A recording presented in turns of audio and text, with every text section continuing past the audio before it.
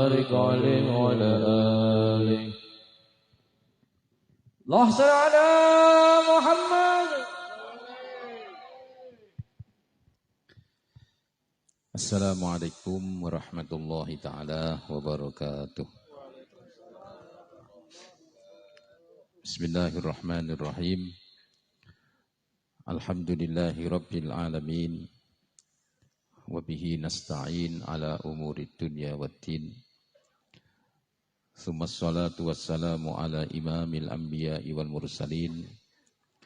Sayyidina wa habibina wa syafi'ina wa qurrati a'yunina wa maulana Muhammadin sallallahu alaihi wasallam wa ala alihi wa ashabihi ajma'in, amma ba'd. Para alim, para kiai, para ustadz dan juga para sesepuh yang selalu saya hormati, khususnya kepada Al-Mukarram Bapak Haji Ahmad Kamsuri, Bapak Kiai Fathur Rahman, dan juga Abah Muthalib Al-Hafidh, dan juga para kiai yang lainnya. Mudah-mudahan semuanya diberikan sehat walafiat, panjang umur fi taatillah. Serta yang sama-sama kita hormati Sahibul Bait, Sahibul Hajah, Bapak Haji Fakhruddin dan Ibu Hajah Halimah yang telah menerima kita, yaitu jamaah Majelis Nabawi Nurul Saqalain, di mana malam ini memasuki putaran yang ke-28. Mudah-mudahan amal baik dari keluarga Bapak Fakhruddin dibalas oleh Allah Subhanahu wa taala dengan balasan yang berlipat ganda. Jazakumullah ahsanal jaza. Serta yang sama-sama kita hormati semua pengurus Majelis Nabawi atau seluruh pengurus Majelis Nabawi Nurul Saqalain, khususnya kepada Bapak Ketua, Bapak Mukhlisin Nur Huda, serta Bapak Sekretaris, Bapak Haji Masruhan, dan juga pengurus-pengurus yang lainnya. Bapak dan Ibu hadirin hadirat rahimakumullah. Alhamdulillah, kita bersyukur pada Allah Subhanahu wa taala, malam ini kita diberikan kesehatan oleh Allah Subhanahu wa taala serta diberikan kesempatan untuk bisa ikut hormat acara yang dalam rangka memperingati hari kelahiran Nabi Muhammad sallallahu alaihi wasallam. Semoga apa yang kita ikuti ini dibalas oleh Allah, dicatat oleh Allah sebagai amal yang soleh solehah. Amin ya robbal alamin. Bapak Ibu yang saya hormati, tadi sekilas saya berpikir bahwa manfaat dari kita mengikuti Majelis Nabawi Nurul Saqalain ini sangat luar biasa.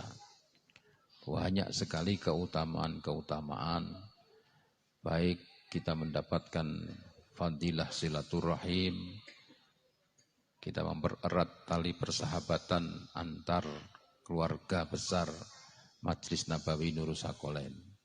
Ini saja kalau benar-benar kita niatkan dengan silaturahim, sebagaimana kata Rasulullah sallallahu alaihi wasallam, kalau kalian ingin dipanjangkan umurnya dan dilapangkan rizkinya, maka bersilaturahimlah. Apalagi setiap kita mau pembukaan di dalam membaca maulid, kita selalu melaksanakan apa yang menjadi amanah dari guru kita dan guru saya, yaitu Habib Lutfi, agar kita senantiasa membaca istighfar. Istighfar untuk diri kita, istighfar untuk kedua orang tua kita, istighfar untuk orang-orang yang menjadi tanggungan kita, dan istighfar untuk orang-orang muslimin dan muslimat dan mukminin dan mukminat. Ini ijazah yang diberikan kepada saya, amanah yang diberikan kepada saya untuk dilaksanakan pada acara-acara pembukaan Maulid Nabi. Dan alhamdulillah sepertinya sudah 4 tahun sejak saya menerima itu sampai sekarang kita alhamdulillah melaksanakan itu. Ya. Kita bisa bayangkan di dalam setiap acara ini kita bersama-sama memohon ampun kepada Allah. Astaghfirullahaladzim li wali walidayya. Ya Allah, ampunilah saya dan kedua orang tua saya. Ada satu para ulama mengatakan, apabila kalian ingin mendapatkan husnul khotimah, ya, kalau kalian ingin mendapatkan husnul khotimah, maka bacalah doa yaitu Allahumma gfir li ummati Sayyidina Muhammad. Allahumma arham ummata Sayyidina Muhammad.